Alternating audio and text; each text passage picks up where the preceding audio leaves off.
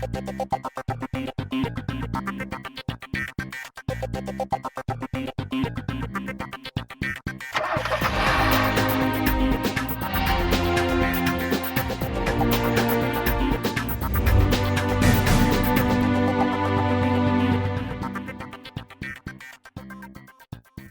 everyone and welcome to a brand new episode of the Car and Bike Show. I am Siddharth and Patankar.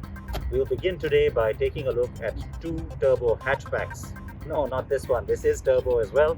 But I'm talking about the Grand i10 Nios Turbo and the Volkswagen Polo's new TSI version. That's also, of course, turbo. How do they measure up against each other and what's better sense to buy? Let's take a look.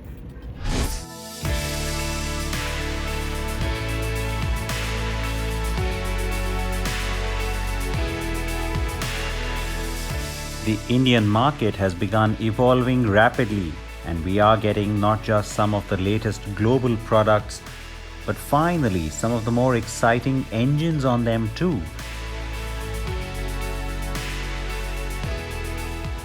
And so there's been a rush of small displacement turbocharged petrols driving in.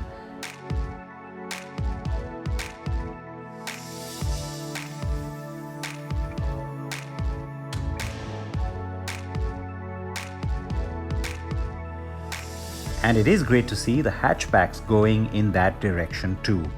While smaller cars like the Kwid shall also follow, for now it's these two that we are excited about. And we've reviewed both recently, the Volkswagen Polo TSI and the Hyundai Grand i10 Nios Turbo.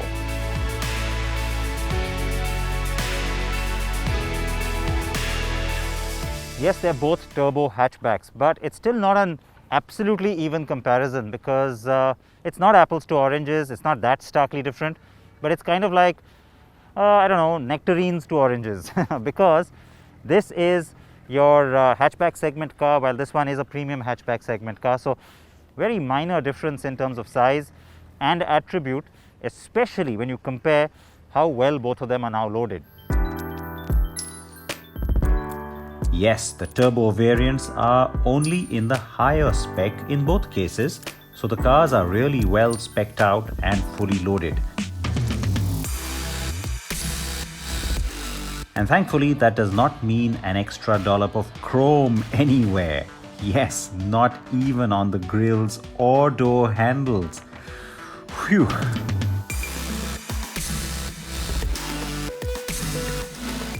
The new Grand i10 Nios gets the same turbo GDI engine as siblings Venue, Aura and Verna, and of course its cousin, the Kia Sonet.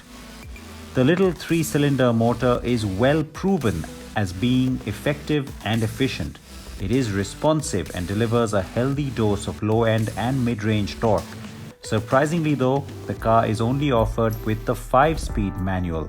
Neither the 6-speed manual nor the 7-speed dual-clutch auto or DCT are an option. It's quick, it's fun, it's punchy, and it's a performance little rocket. But you know, in my view, this is really just all the Grand i10 should be. It's this engine that should be the standard engine. So it's not the case, of course, for pricing and other reasons. And so I will say this: if you are in the market for a Grand i10 Nios, you've made up your mind that's the car you're getting, please test drive this turbo version, because once you drive this engine, you're not going to want to go back to the previous one. Not in a million years. So that's the great news. The turbo engine is a welcome addition to this lineup. The only thing I will say is that while all those things that made the Nios just so much better than the previous Grand i10, all that's very much still there. But given the fact that this is your turbo or your sport variant, well, you know, a little stiffer front suspension and a tiny more stiffness on the steering would have also been the smart way to go. But yes, this is dynamically one of the best ever small Hyundai cars in the company's history, and most definitely the best small car in its Indian innings.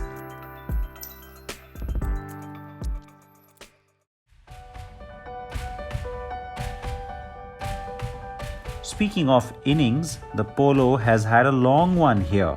The car had a second facelift late last year as the German brand continues to flog this and sister Vento. But while the Vento will get replaced by the end of 2021, we have no visibility on a Polo replacement. And so, adding the smaller TSI unit has brought it some new life. The engine itself is proven around the world and goes into several models, including the T-Roc in European markets, so it can do the job and do it well. This too is a 3-cylinder unit and makes a sizable 109 bhp. There's a generous dose of torque here too, and you get the choice of 6-speed manual or automatic gearboxes. Today we have the manual for a fair comparison. Now the Polo was always known for some really solid attributes. They're all still here. So you get great ride, wonderful handling, just a beautiful sense of steering, and everything about the performance comes together now even more so with this turbo engine. The engine's performance is really satisfying. This is something that once again makes the Polo a lot more relevant, and I'll tell you what, even though the DSG is gone, I'm quite curious to now test the automatic as well. The Polo retains its strengths and continues to be the driver's car in this segment, and by a mile.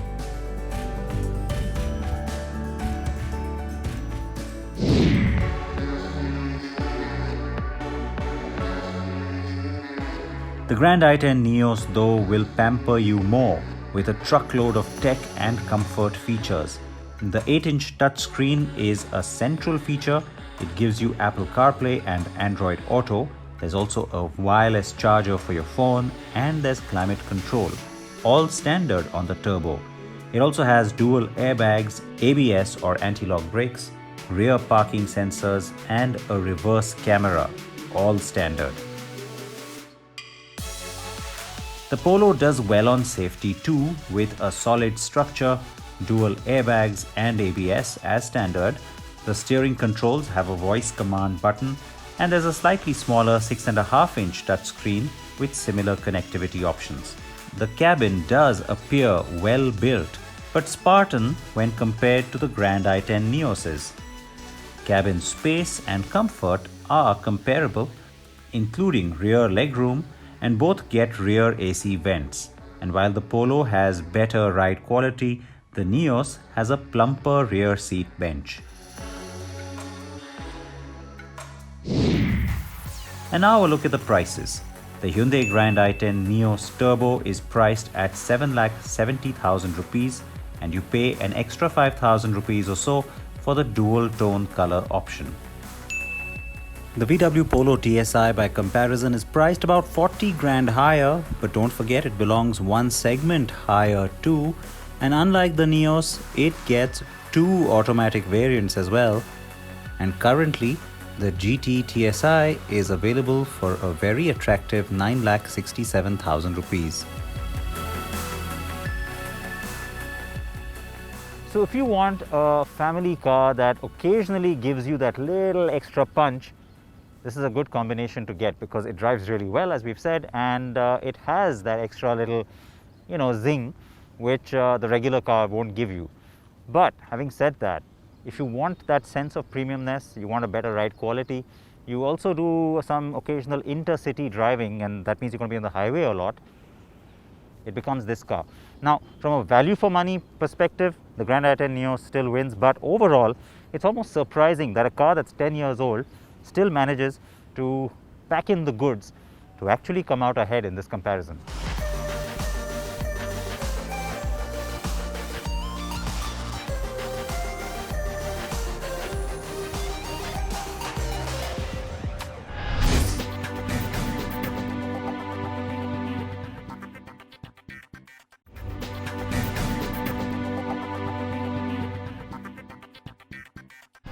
Welcome back to CNB. Now we take a look at the new Tata Nexon. No, this isn't an all-new model. It's a significant facelift. It comes at a time when the subcompact SUV space is absolutely buzzing. Here's what's new in the car.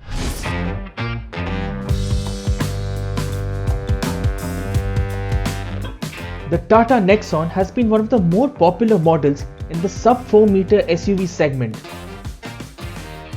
It was the first car in India to back the 5-star safety rating from global NCAP. It was spacious and offered several modern creature comforts.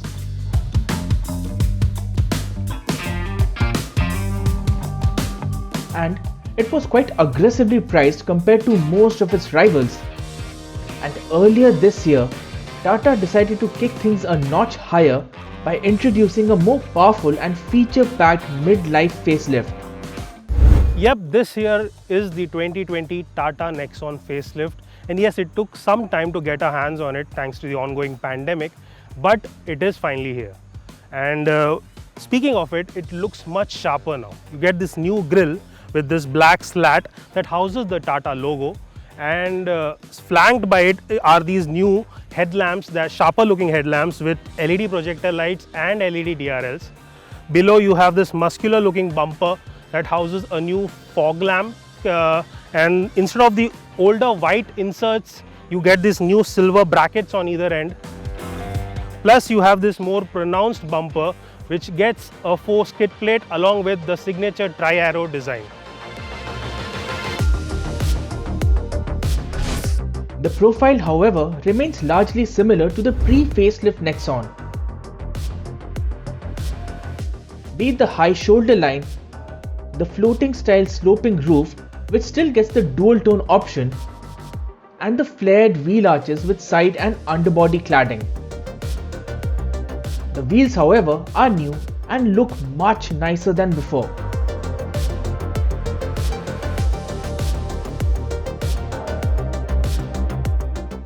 Plus, you also get these stylish black ORVMs with indicators and roof rails. Similarly, the rear section too comes with minimal changes, but the most noticeable ones are the tri-arrow pattern LED tail lamps, the new centrally positioned Nexon logo, and a more stylish rear bumper with black cladding and a matching 4 silver skid plate.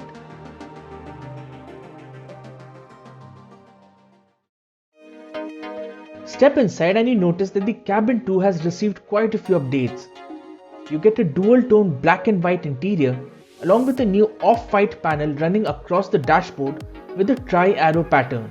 You now also get a flat bottom steering wheel as standard along with optional audio controls and 4 leather wrapping. And there is a cooled glove box. The Nexon also comes with a new fully digital instrument cluster along with a 7-inch touchscreen infotainment system featuring Apple CarPlay and Android Auto.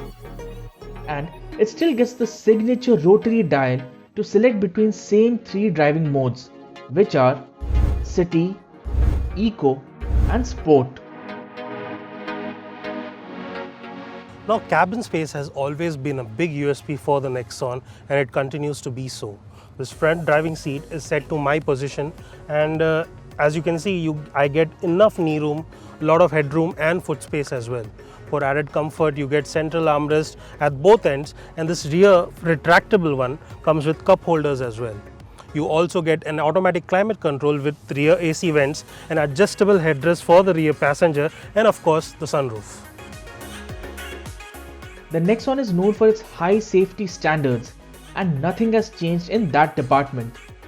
Dual airbags, ABS with EBD, ESP, electric traction control, hydraulic brake assist, rollover mitigation, hill hold control, and ISOFIX child seat mounts all are standard across variants.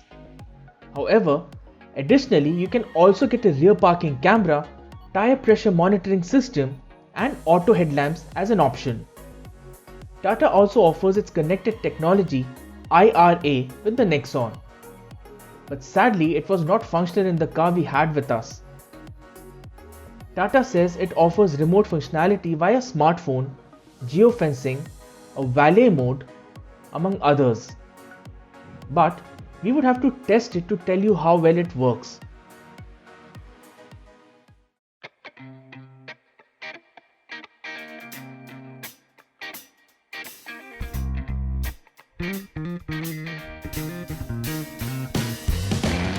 Now the model with us today is the Nexon Petrol, and it is powered by the same 1.2 litre 3-cylinder turbocharged engine that was in the earlier car.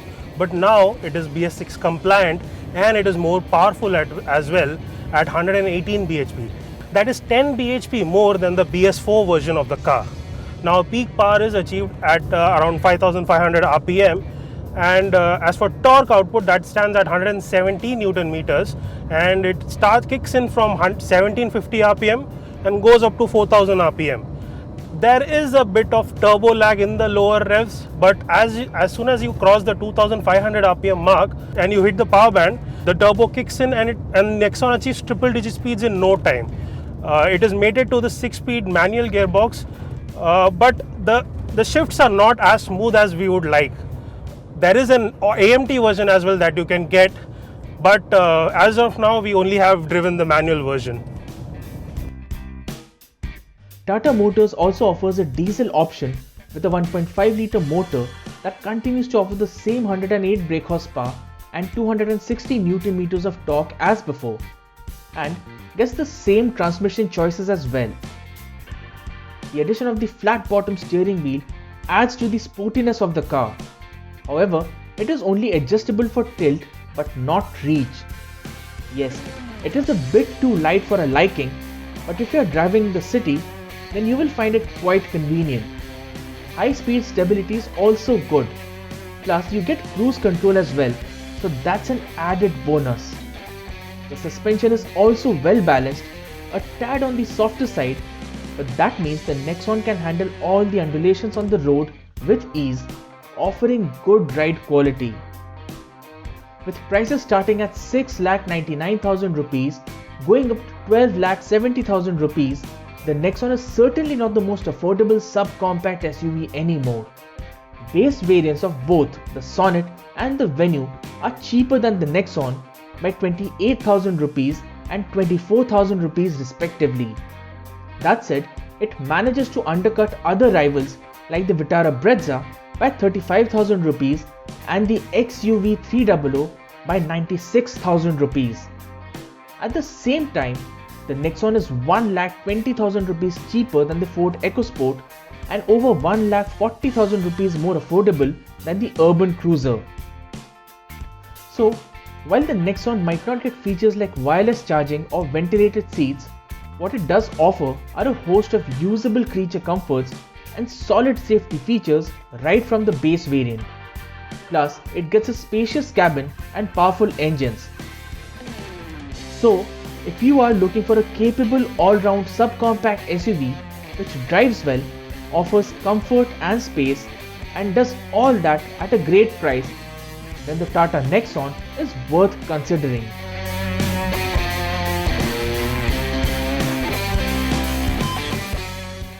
That's a wrap here on CANB. I hope you liked the show. As always, we love your feedback. You can follow me on Twitter at Sid Patankar, or remember to check out our YouTube channel. CarAndBike.com is on YouTube.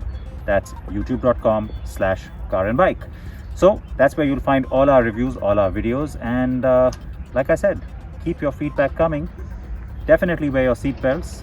Please do, front or back. Please wear your helmets front or back as well, and join me next week.